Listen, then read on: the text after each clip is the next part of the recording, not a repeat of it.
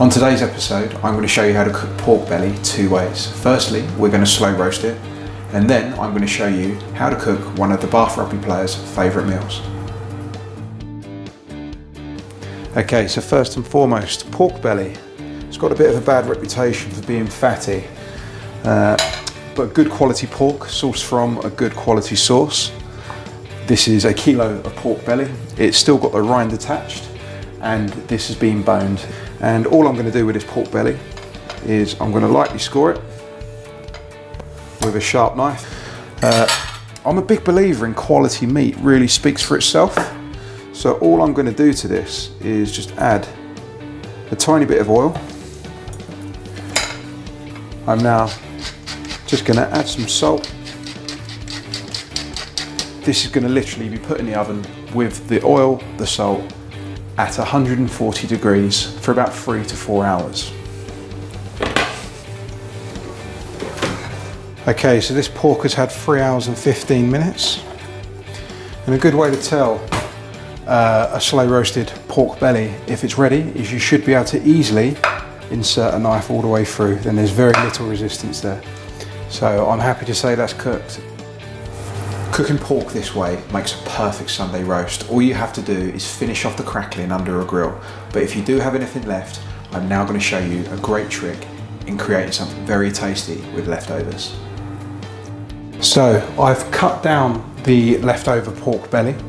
It was cold. It's easy to cut meat once it's cold. And I've diced this up. I've removed the outer layer of fat, which would be the crackling, the rind.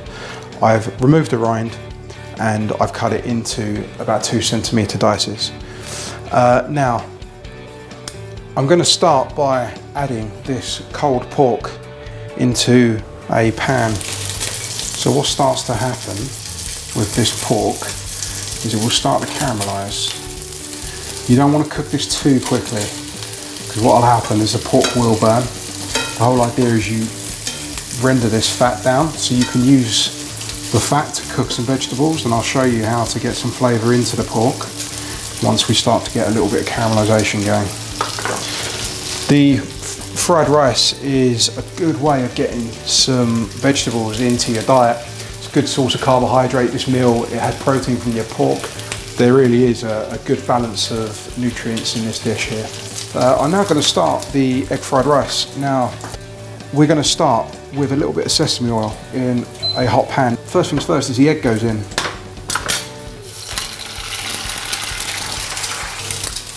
So we've put the egg in and we are going to stir this, and you want to overcook it almost. Now you just want a tad more sesame oil, just half a teaspoon, and we're going to put some diced carrot.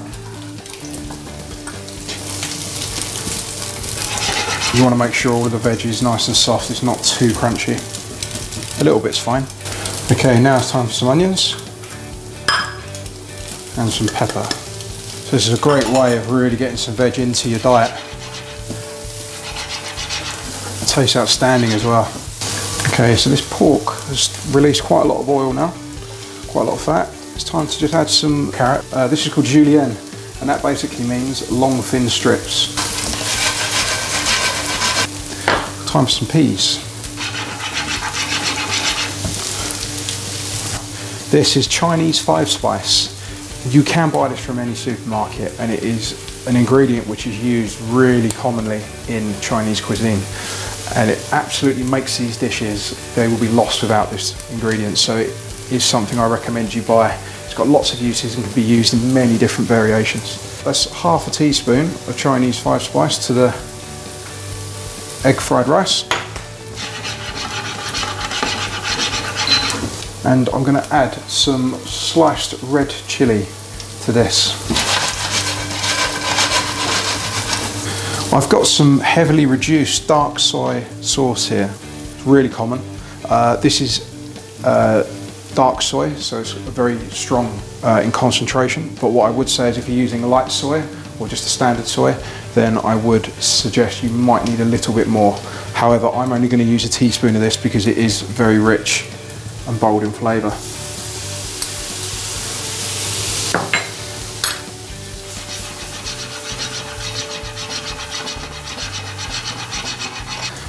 It's now time for the rice. This is just basmati rice. You could use long grain rice, but this is just your easy cooked basmati that's been cooked for 12 minutes. Do be careful your rice isn't overcooked in the first place. If your rice is overcooked, then you might find this to turn to mush. This rice is cooked right on point. So I'm now going to put a teaspoon of Chinese 5-spice into this pork. So now it's quite important you want to fry this 5-spice off, just so the spices really release their flavour.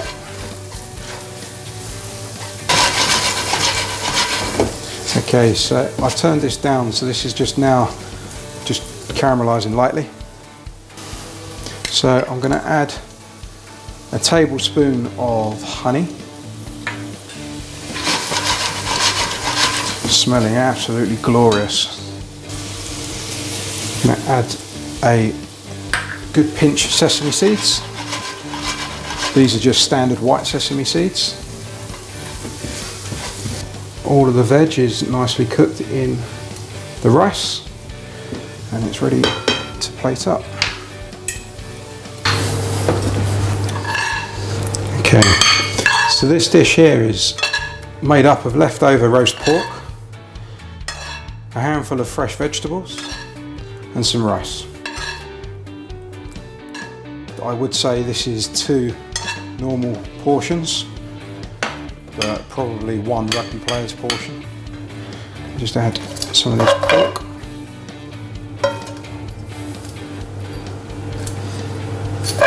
And we don't want to forget none of this carrot and chilli. I'm just going to finish it with a few sliced spring onions, a few more sesame seeds, and this is my crispy chili Chinese pork belly with some egg fried rice.